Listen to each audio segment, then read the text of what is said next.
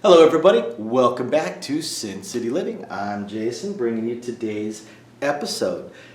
Apologies for the different camera view and likely the different sound, probably picking up background sounds and such, but based off that really bad hissing we had in a bunch of our videos, I had to double check all the equipment, and I have to replace all of my initial equipment from 2 years ago that I bought used, so it's going to take me a little while. Luckily I had this backup camera, internal microphone, so the sound is probably a little bit different. So this is kind of a follow-up to the video that we did before, where I talked about things that the players should or should not do when they're at the tables. This is based off of a comment that I got from one of our viewers. We're going to talk about some of the things that dealers should not do when they are at the tables, when they are dealing. Very, very important. Dealers kind of make or break the game. Don't forget, if you are looking for some way to practice your strategies on lower limits, craps, roulette, or do some sports bets, play some blackjack, live dealers, I finally found a pretty good online casino for you guys. Some links down below with links to some of their sign-up specials. Pretty cool. I used to play online casinos all the time when I lived out of state. How I practiced and practiced my strategies before I knew strategy, and didn't do so well. So we won't talk any further about that. So the first one is one that I can't really show here on the camera, so I'm just going to talk about it, and that is the stick man interfering with the dice. That was a complaint that comment brought up. The stick man blocking the shooter. Now, there's two sides to that. There's two sides to that equation. I absolutely cannot stand it when the stick person leaves the stick dangling in front, doesn't pull the stick up, collects the dice, still has the stick halfway flagged, because honestly, frankly, they're just being lazy. I can't stand that. I absolutely hate that. However, almost every casino will not allow the player's arms to cross the plane of the dealer's body. So if the dealer is standing right here, if this is their right arm and their left arm, the shooter's right here, the shooter either needs to use their right hand and throw it this way, or if they're going to use their left hand, they need to flick it, because they can't swing their arm in front of the dealer. They can't cross the plane of the dealer's body. So, and if that happens to be turning into an issue, the dealer just might do something to prevent that, to angle their body in such a way. The other side of that too is that some players, if they happen to be one of those that always late bet, like they wait until they have the dice, then they throw in a bet, or the ones that take the dice and instantly fire them off before we're able to get set, basically, and collect the dice and make sure that we're ready for the roll to start, or get out of the way. I've had players that have hit me, say, in the arm, or have hit the stick because they instantly grab it and throw the dice before we can even move the stick. I mean, we just push the dice out and they just grab and throw it. Or have hit me, hit my hand, hit my arm, hit my body. In situations like that, I will actually block them on purpose. When I set out the dice, I will lean my body all the way out into the table. It blocks them from being able to do anything and gives me time to collect the dice with the stick, get the dice, put them in the bowl, collect any late bets they may have, and then stand up and get out of the way. But for the most part, the comment was absolutely correct. The dealer should never, ever, ever block the player. So the next one is very simple one. When you have a $12 6 and 8 or $10 5 and 9, the whole 15 for 1 thing, so many dealers don't pay attention to the rail. They need to pay attention to the rail, and if the player has a bunch of ones, or if they happen to be holding $1 in their hand or have their hands on their dollars, say, hey, do me a favor, drop me $1. It does drive me nuts when dealers say 15 for 1, 15 for 1. For most players, the average person, they're going to look at you like you lost your damn mind. Like, what the hell does that even mean? Are you speaking in code? Just because we learned it we learned it in dealing school as you're paying 15 for 1 doesn't mean you just sit there and robotically say 15 for 1, 15 for 1, 15 for 1. It doesn't mean anything. Just say, hey, drop me $1, drop me $1. That means something, and the players will do it. There are the occasional exceptions, but for the most part, the dealers need to pay attention to that. The next one deals with place bets as well. And yeah, this is also one that absolutely drives me bonkers. So you've got, say, a player who's done some pressing. Maybe they threw some money in, all that, and they've gone up to a $30 8. I can't stand when I see this. When I see them not clean it up as a box, it drives me absolutely nuts. There are some times that you won't clean it up, but for the most part, it needs to be cleaned up. Keep it neat, keep it clean. This is technically correct, I will admit, because you're allowed to have up to 5 chips of any particular color in a stack. So this is 2 stacks of 5 chips, but it's still not proper and it's still not the way you want to go. So clean it up. Again, there's a few exceptions. Don't forget, by the way, guys, if you guys are fans of books, authors, such like that, please check out our other channel. It's our family channel. It's a passion project of ours. We just love books and love to talk about them. So please check it out. Give us a subscribe. Just help us out. We really appreciate it. The exception might be if you have one of those players that constantly brings their bets up and down, up and down, up and down, up and down. I have seen that where probably the second or third time they want me to drop their $30 8 back down to 12 or back down to 18, that I stop cleaning it up. I leave it in red because it's 10 times easier to bring it back down without having to make change, go through the stacks, so on and so forth.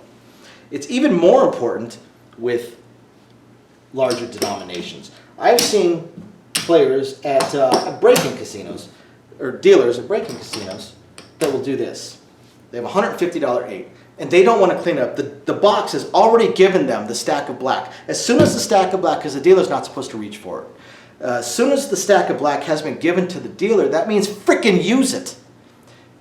Clean up the bets. This is, one, improper because you're way more than your proper stack, your maximum stack for any individual color. And also, you're starting to get into larger denominations. Clean it up for the cameras. Clean it up for the cameras. Next one is interpreting the player's bets, or rather trying to make your life easier as a dealer. We want to make our lives easy, so we want to educate the players and teach them. But if the players do know what they're doing, do know what they want, then go with it. Example, this is a perfect example. $18 8.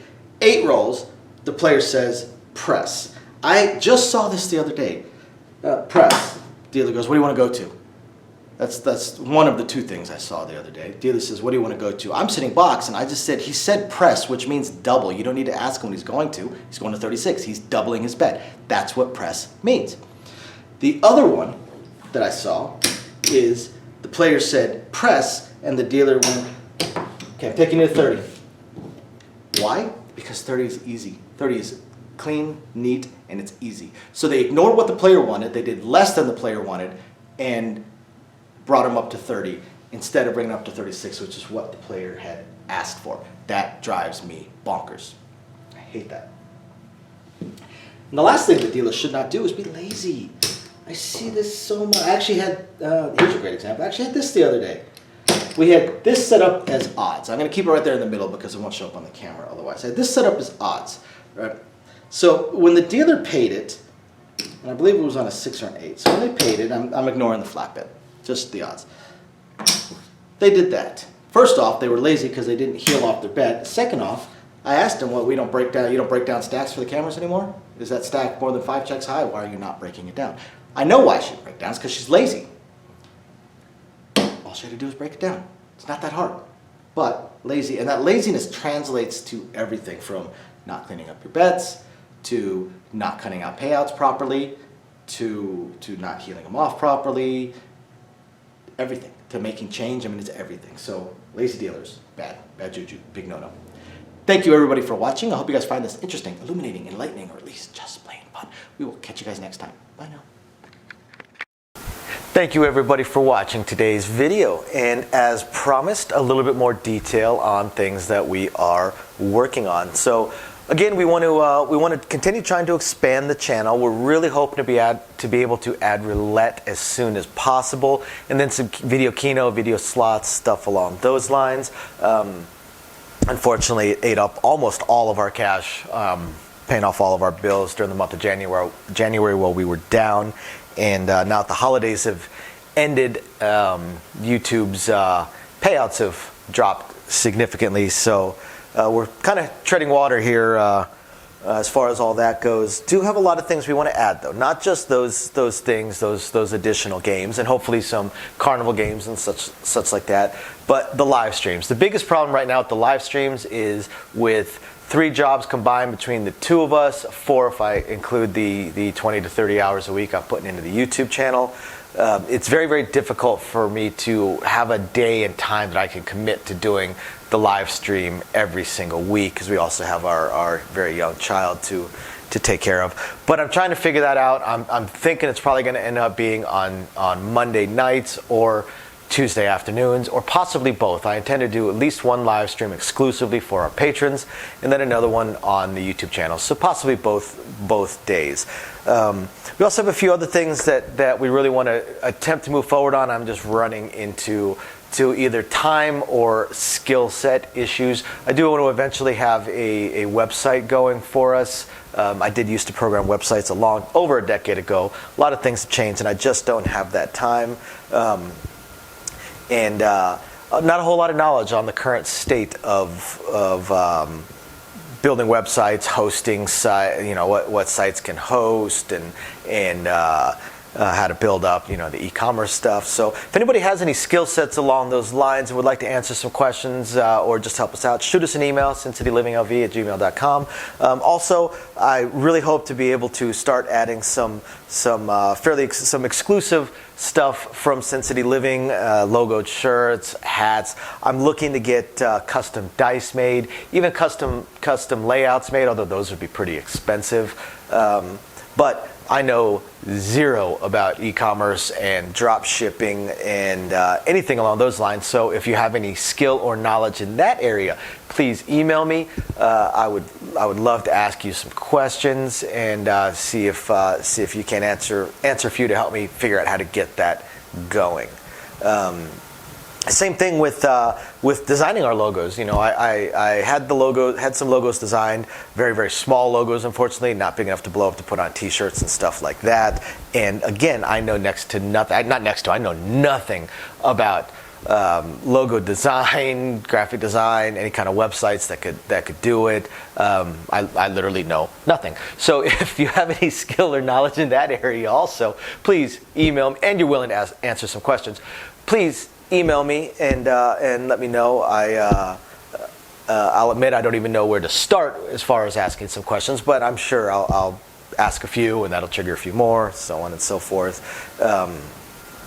So yeah, there's that, and of course we do hope to continue to improve our AV setup, but I am an AV moron, so also right there, if you have any skill sets or knowledge in that area, please email me, and are willing to answer some questions. Please email me and let me know. We would love to help. Otherwise, again, thank you everybody for watching, and we're very excited to continue bringing you our videos. Bye now.